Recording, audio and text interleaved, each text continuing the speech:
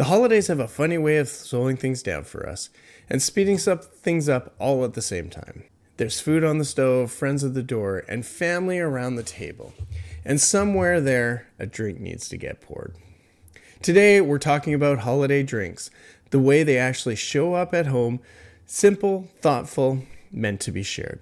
I'm Chef Jonathan Frazier, and this is the Edible Valley Podcast.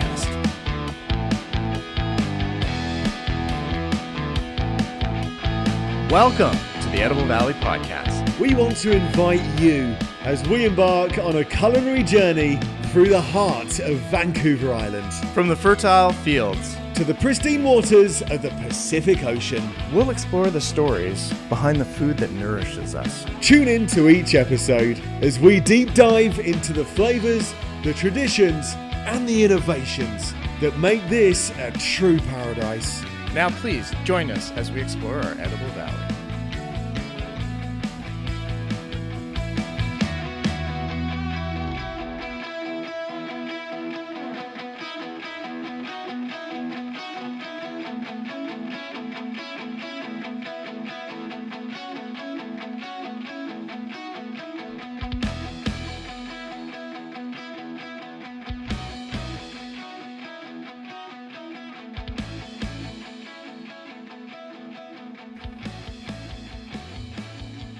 Hi everyone, welcome back to the Edible Valley Podcast.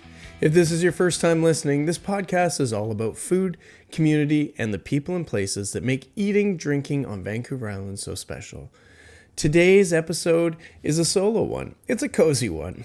So if you're driving, cooking, or already thinking about that first drink of the night, full disclosure, remember, drink responsibly.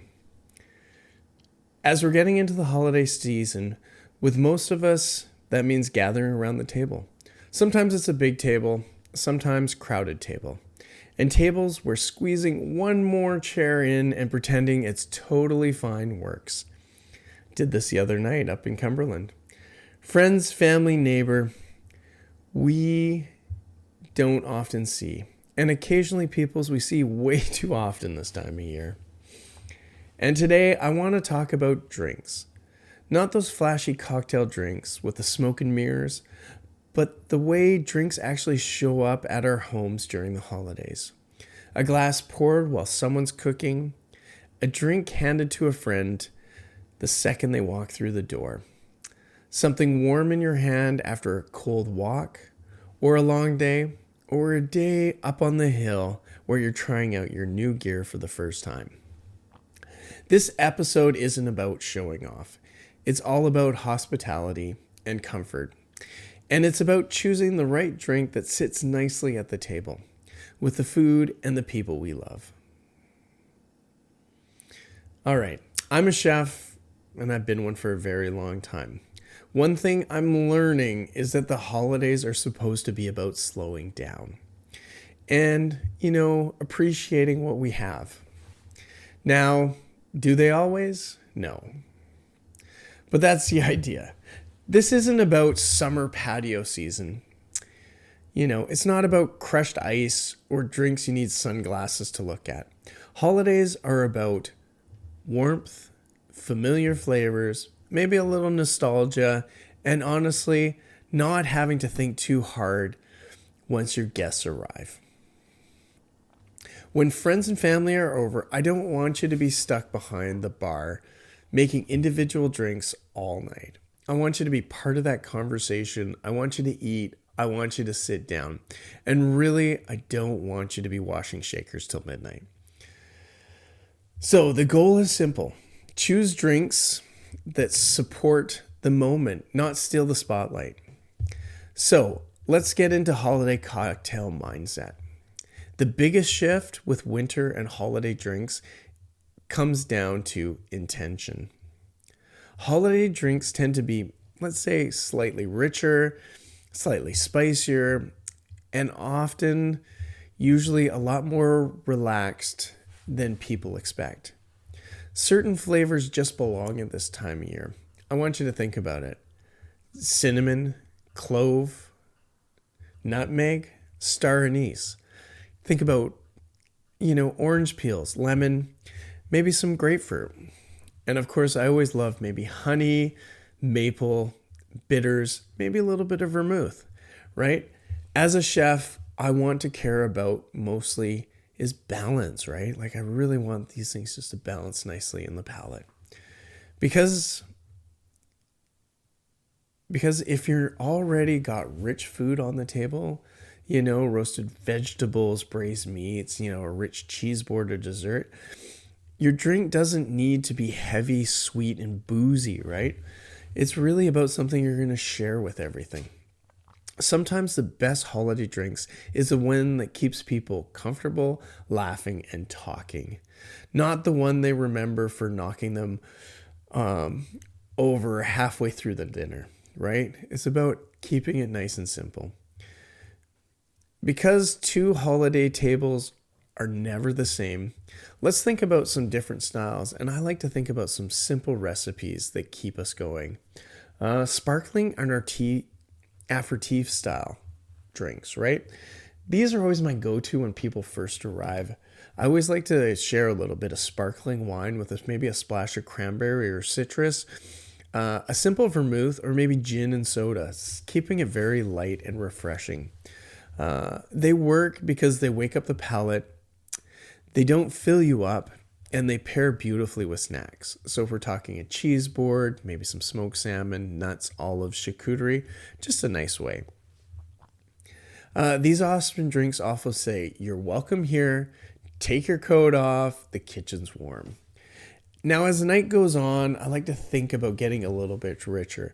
I like to shift gears a little bit, and that's maybe we're going to get into maybe doing some nice whiskeys, some rums, some nice aged spirits, something that's going to warm you up inside, right? So I'm thinking old-fashioned style drinks, nothing too sweet.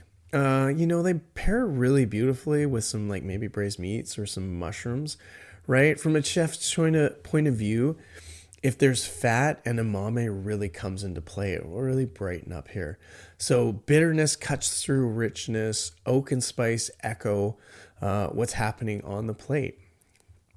It's not about intensity, it's about harmony when you're thinking about putting these dishes all together. The other one I want to think about is a third one, and this part matters more and more every year, right? We want to have some lighter and maybe some non-alcoholic options. Not everyone wants to drink a strong drink. Some people have to drive. We need to be responsible, right? Some people like to pace themselves because they know they get out of hand a little bit, right? Some people just don't drink at all. So let's keep that beverage options open for everyone. A good host means good hosting means that everyone feels included and everyone feels part of the evening, right? So working on having some non-alcoholic spirits or some warm cider, maybe a warm eggnog. Those drinks just bring everyone together. When these options feel intentional, nobody feels that they're missing out, right? So there's an option to add in some alcohol or just go non-alcoholic, right? There's nothing wrong with that. When we're talking about having cocktails in this time of year, I think it's really being inclusive and getting everyone around the table. All right, so I want to give you a couple, tips for hosting as a chef here. So I'm going to throw the full chef's hat on right now. If you're hosting friends and family, my biggest advice is always decide your drinks before people arrive. I just want to really emphasize this, right? Think about what you're going to have prepared ahead of time. I've made this mistake before where I'm like, I'll just make what everyone wants. No, have a couple options right there. People are pretty easy. If they have their own specific drink, they're going to go to it. But if you have a couple options there, they may just dive in there. And especially if you make them a little bit lighter, as I'm saying, having that nice sparkling wine when someone shows up, that just gets them feeling inclusive, or, a warm toddy, right? There's lots of different options there. So make sure you have your drinks.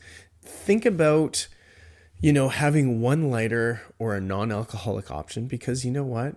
We want to have everyone feeling really inclusive. The other thing we want to look at is doing batching, right? Making sure you have everything set up, prepped, ready to go. Maybe label your bottles, some pre-mix and stuff like that, so you can do it all at one time. I also like to think about prepping your garnishes, making sure you have all your garnishes ready so that, those little bit of garnishes just add something to every meal. Because once guests arrive, your job isn't just to be a bartender, right? It's to be the host.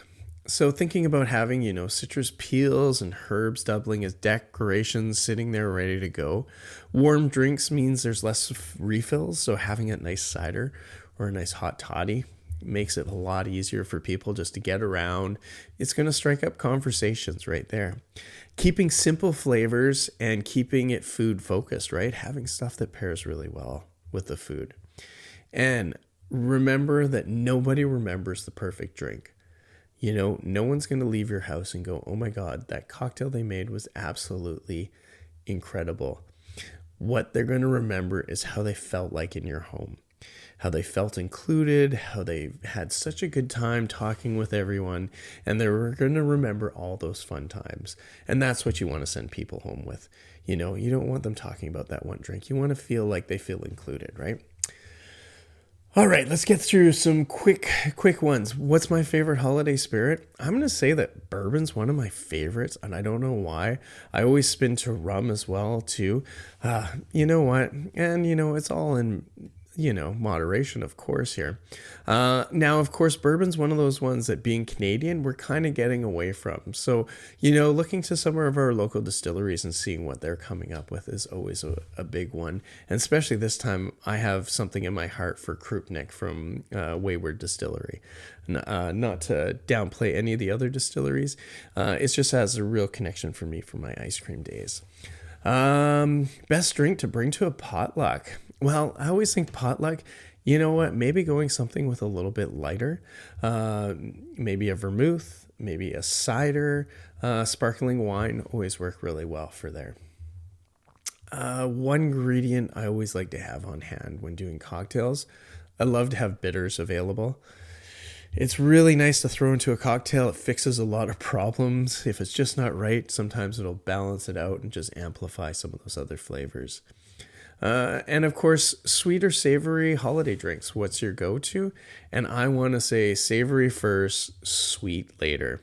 It's always a good mix. Start with something savory, finish off with something sweet at the end. It'll always end up with a beautiful day. Well, okay, so we're coming to the end here. I want to thank you for joining in with me today. It's been very nice talking to you. And at the end of the day, I want you to remember that holiday drinks aren't about trends. They're about slowing it down, sharing your space. I always like to say, let's support our local producers out there and enjoy the people around your table.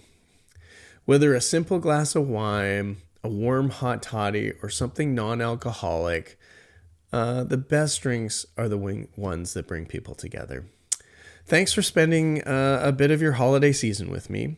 If you're enjoying this episode, don't forget to subscribe to the Edible Valley podcast. Let's get out there. Let's help support our local farmers, producers, and distilleries.